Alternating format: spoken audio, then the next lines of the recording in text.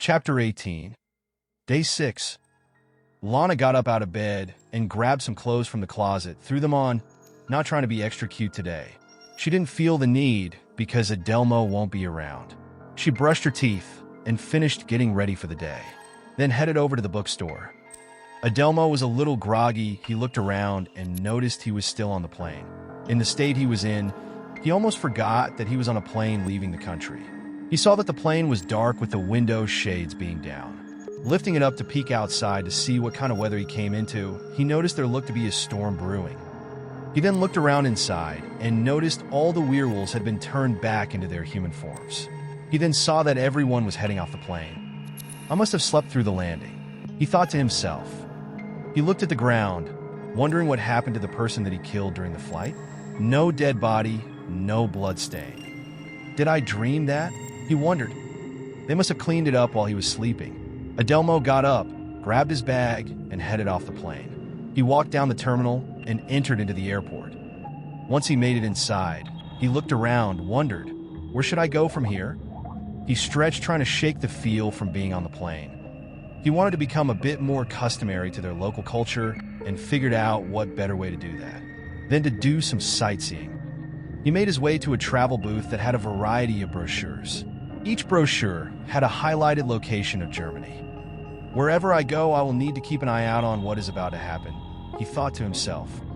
He skimmed over the different locations, and there were certain places that stuck out more than the rest. Places such as Potsdam, Frankfurt, and Berlin. There had to be a reason these places stood out, he thought. He decided to start off with the town of Potsdam, even though he landed in the city of Berlin. He felt a pull for this specific town at first. So, he grabbed a map and rushed over to the car rental place. He knew nothing about this place, but had to just go with it. There were so many emotions going through him. Excitement, nervous, scared. He didn't know why there was this pull. He hadn't been to this town before. The excitement of visiting a new place came over him. Everything he did was always a current thought, never a plan. He rented his car and pulled out his map, marking every road he needed to take, so he could figure out how to get to this town. It seemed pretty hard, especially not being in a familiar area. He hopped in his car and started on his way around and realized he needed to go to the southwest of Berlin. He made his way out of the city in the direction to see the attractions. As he approached the town called Potsdam, he noticed there were a series of interconnected lakes and unique cultural landscapes. His eyes were mesmerized by the pictures he saw, the beautifully landscaped parks and the palaces of Sanssouci. This place is known as the world's largest heritage city of Germany. Knowing this information, it made him excited to visit the historical places this city had to offer.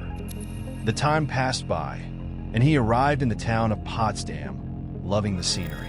He knew what his job really was, but being in this country, he couldn't help but feel like a tourist, never seeing this stuff before. He made his way over to the parks and palaces of Sanssouci.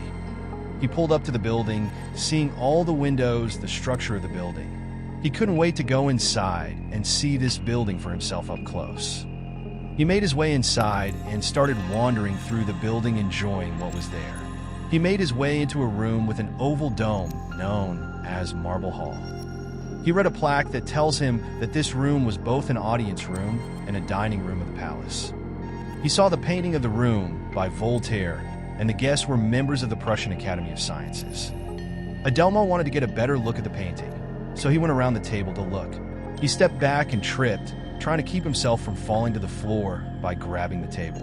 As he touched the table, he fell into a trance.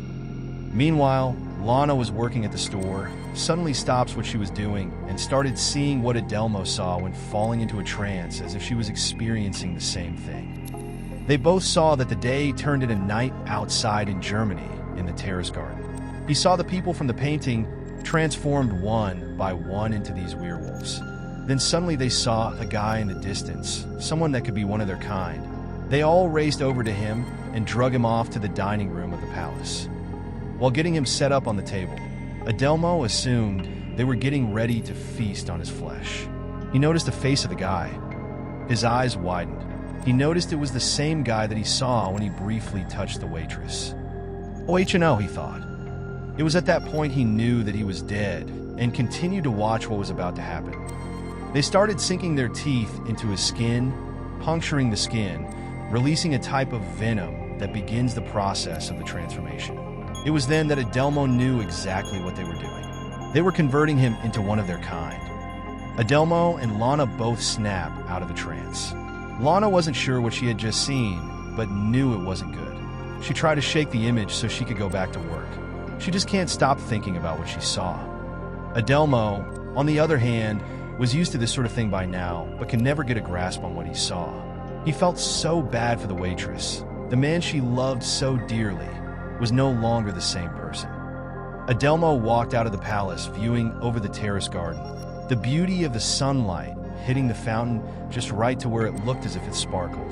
The people walked around the garden, enjoying the scenery, along with the fresh air and each other's company.